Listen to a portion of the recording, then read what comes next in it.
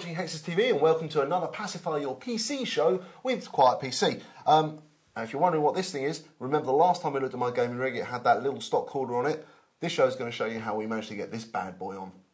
So basically, Paul, what are we going to be looking at pulling out and putting back in? Okay, well, what we're going to do, we're going to replace the power supply. Okay. We're going to change the CPU cooler. Yep. Change the coolers on the graphics cards. Right. Also, we're going to put it all in a nice new chassis.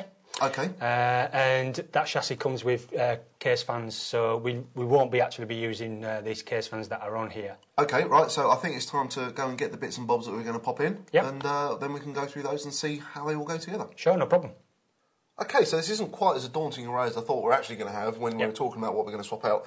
So let's just quickly go through them. Obviously, this is the power supply, but how is this better than the one I've already got? Well, the existing power supply uses 80mm fans. Okay. So we talked about in a previous show, the bigger the fan, the better. Can produce the same amount of airflow at a lower noise level, which is why we've gone with this one, which is a 135mm fan. So, big-ass fan, basically. Yep. It's also a modular power supply, and it uses something called EECS connection system, which we'll get to later. Okay, yeah, I think, you're baffling me now, so we'll talk about that one later. Yeah. Okay, and then that's got to be the CPU cooler, that huge beast there. Yeah, this is the Sive Orochi, which you struggled to name. Yeah. Obviously, it's a massive surface area. It's probably the biggest heatsink available for a CPU cooler, and you'll see how that'll go on later as well. I've got one concern, though. Is my motherboard going to be able to support something that large? Yeah, it's fine.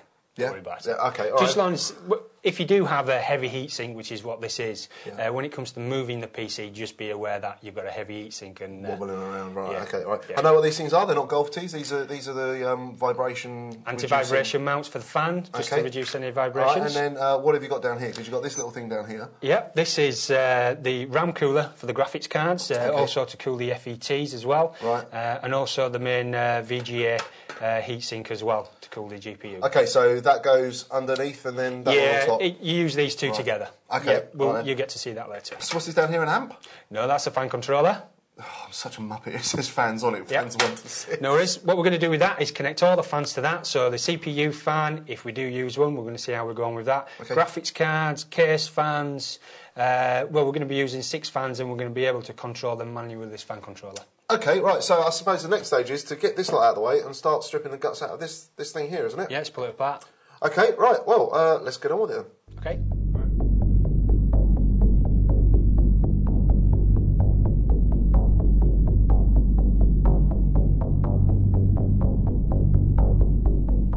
Okay, so this is the cooler that's going to be coming off. Yep. What's the first thing we need to do? Obviously, it's just twiddle these things off. Yeah, this is standard sort of mounting for LGA 775. Flat-ended screwdriver. Just pop that in there and just give it give it a twist. Twist each one of those, and you'll just feel it starting to come a little bit loose. Okay, and that should just lift off. Okay, easy enough. Disconnect the fan. Job done. So I see we've got the residue there from the thermal paste. What's the best way to get that off? What you want to use is an alcohol-based cleaner. We use, or we prefer, ActiClean, which is a 2-ply method of removing the old residue. Okay, all right, so can you see the stuff in action then?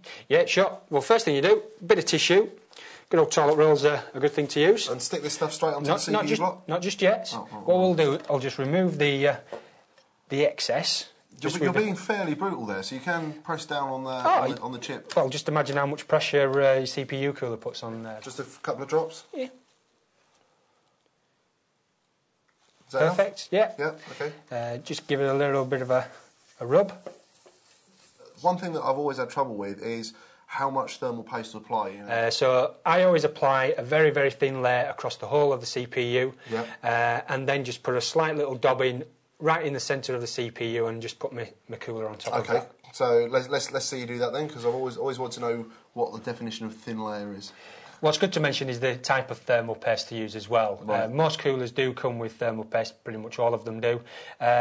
My favourite is Arctic Silver, it's renowned of being one of the best available. So very small little dabbing on there. Okay. And then I just use my finger. And you are literally just smearing that around? Just smearing that around. So you don't need sort of like, a sort of like a millimetre thick layer or anything like that? No, I just do it evenly across, just so it covers the whole of the CPU. Okay. Just looking to see if there's any sort of lumps and just smoothing them off. leaves you with a nice, lovely silver finger. That's where you need your cleaner again. Exactly, just wipe that off.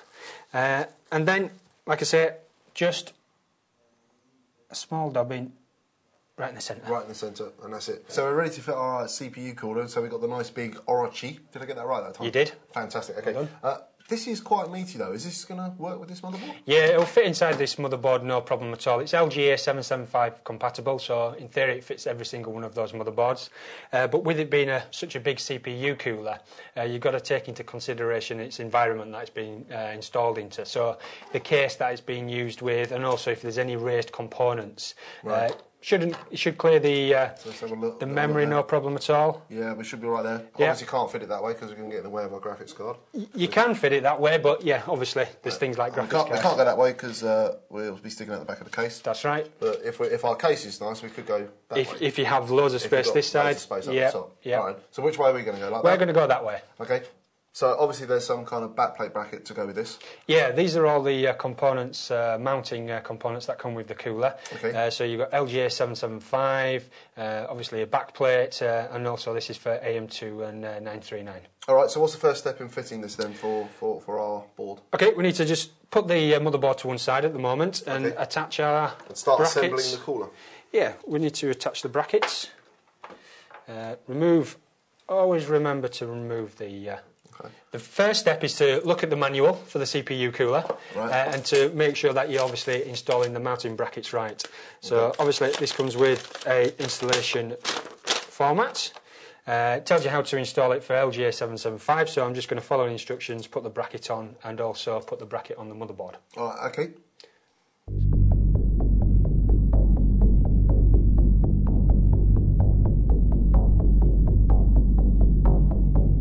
This is the back plate that goes on the underneath of the motherboard. A lot of back plates use adhesive, so where you can stick it to the back of the motherboard. But if you ever change your CPU cooler, it's always a nightmare to try to get it back off. Prizing it off, risking bending the board, breaking the traces. Yeah. So obviously this has just got a film over there. It's just a paper film. Just leave it on. Just leave it on because it's going to be mounted. It's going to be screwed through the board. Isn't it? It's certainly not going to go anywhere. So yeah, but I always leave it on because it makes it much easier if you do change it. Right. So lift the motherboard up now, yeah? Yeah, just pop it up on its end. Oh, on its end. Okay. Yeah, it just makes it a bit easier just to put the back plate in. Right. But you'll just do one screw at a time. One in, then it's easy. Makes it much easier. So don't screw it all the way in. Just enough to hold the back plate. To hold it and then finish off. Get your next screw, your next washer for the next hole. Just nip them up a little bit, not too tight just yet. So do you want to do these on back to front now?